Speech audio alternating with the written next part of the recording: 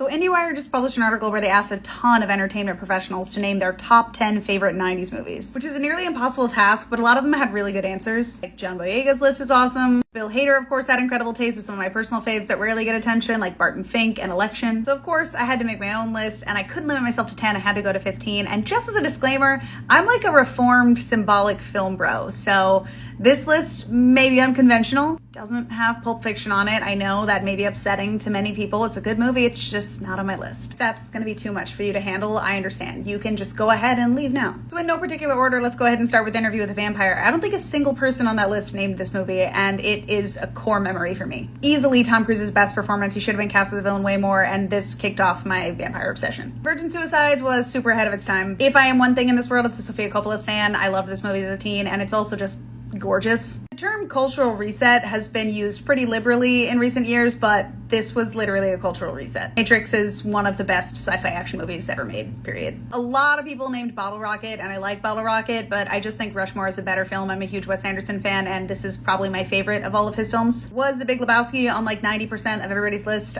Yeah, as it should be. It's incredible. I quote it like every single day, basically. I recently raved about the reboot of A League of Their Own. It's amazing, but I also love the original film. It's so good. Fun fact about The Prince of Egypt, it is the first animated film to be co-directed by a woman, Brenda Chapman. But every single element of this film is perfect, from the casting to the incredible score to the sweeping cinematic visuals. It's one of the best animated films ever made. Call me controversial, I don't care.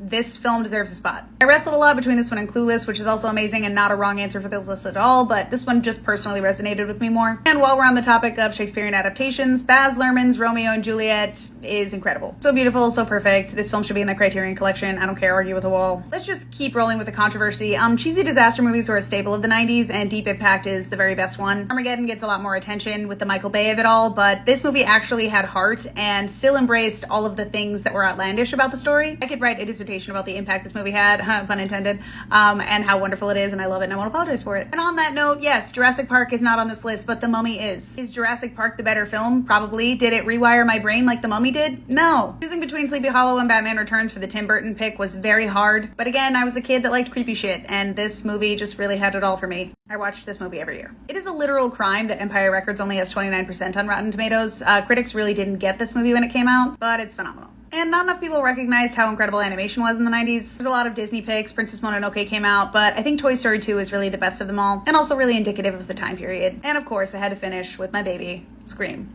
I have a lot of honorable mentions, and I know film purists will be mad at this list, but I don't care.